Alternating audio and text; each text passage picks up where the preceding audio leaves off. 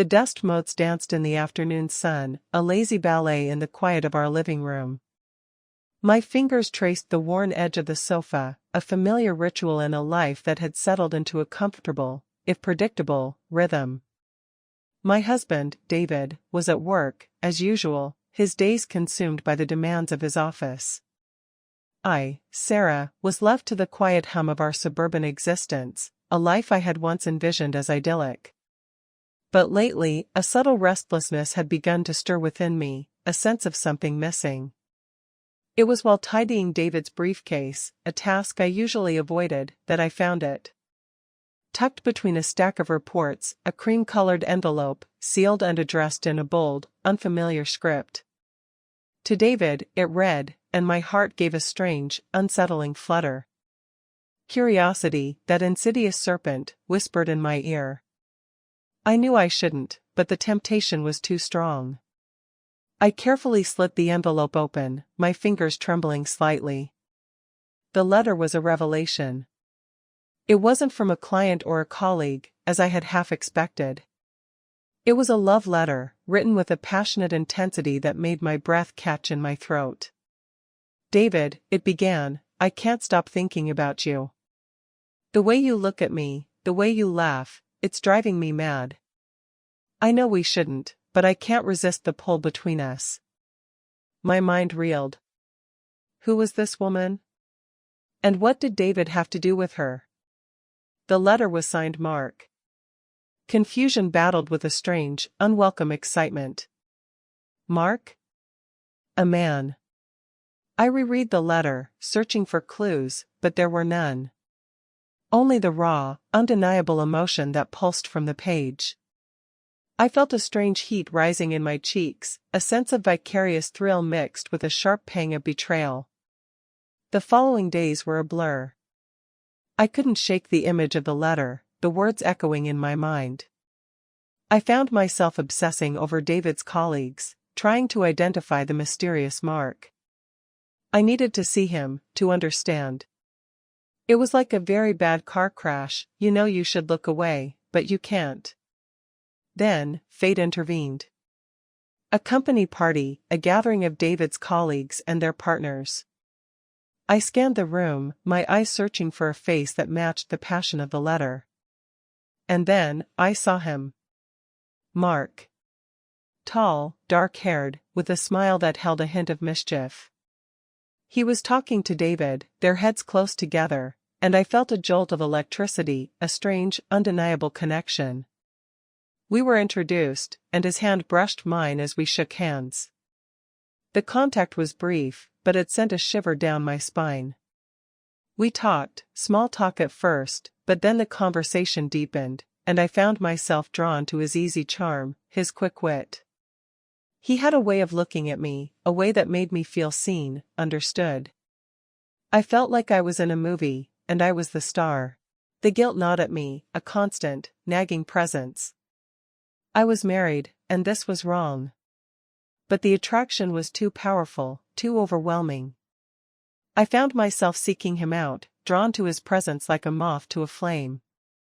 One evening, after another company event, we found ourselves alone in the parking lot. The air was thick with unspoken tension. He looked at me, his eyes dark and intense, and I knew what was coming. He leaned in, and I didn't resist. His lips met mine, and the kiss was electric, a spark that ignited a fire within me. It was a moment of pure, unadulterated passion, a transgression that shattered the fragile veneer of my marriage. The aftermath was a whirlwind of emotions. Guilt, shame, desire, and a strange sense of liberation. I had crossed a line, and there was no going back. I knew I was playing with fire, but I couldn't bring myself to stop. The affair with Mark began as a series of stolen moments, clandestine meetings in dimly lit bars and empty parking lots. The passion between us was intense, a burning flame that consumed us both. We were reckless, driven by a desire that defied logic and reason. I found myself living a double life, a constant balancing act between my role as a wife and my role as a lover. The guilt was a heavy weight, a constant reminder of my betrayal. I would look at David, his face etched with the lines of hard work and quiet contentment, and a wave of shame would wash over me. He trusted me, loved me, and I was deceiving him in the most profound way. But the pull of Mark was too strong. He filled a void within me, a longing for something more, something exciting, something forbidden. He made me feel alive, desired, and I couldn't resist the thrill of the chase. David, however, was not blind. He began to notice subtle changes in my behavior, the way I flinched when he touched me, the way I avoided his gaze. He became more attentive, more questioning, and I could feel the walls closing in. One evening, he confronted me. "Sarah," he said, his voice low and serious, "something's changed. You're different. Distant. What's going on?" I froze, my heart pounding in my chest. I tried to deny it, to brush it off as stress, but he wasn't convinced. He looked at me with a mixture of sadness and suspicion, and I knew the truth was written on my face. "Is there someone else?" he asked, his voice barely a whisper. I couldn't answer. I couldn't look him in the eye. The silence hung heavy in the air, a suffocating blanket of guilt and shame. "I saw the letter," he said, his voice trembling. "Mark's letter." "I know." The world seemed to tilt on its axis. I had been caught, exposed, and the consequences were devastating. David's face was a mask of pain, his eyes filled with a hurt that cut deeper than any knife. The confrontation that followed was a blur of tears, accusations, and broken promises.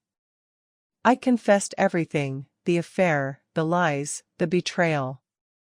David listened, his face a study in disbelief and heartbreak. The aftermath was a wreckage. Our marriage, once a symbol of stability and love, was shattered. David moved out, leaving me alone in the empty house, a hollow shell of my former self. The affair with Mark fizzled out, the passion extinguished by the harsh light of reality. He was gone, leaving me to face the consequences of my actions. I was left with nothing but regret, a bitter taste in my mouth, a constant reminder of the choices I had made. I had traded a life of comfort and security for a fleeting moment of passion, and I had lost everything. If you enjoyed this story, please like and subscribe to my channel. Your support means the world to me, and it helps me bring you more stories like this. If you want to see more stories with a focus on the emotional fallout of these events, or even the perspective of David, please leave a comment, and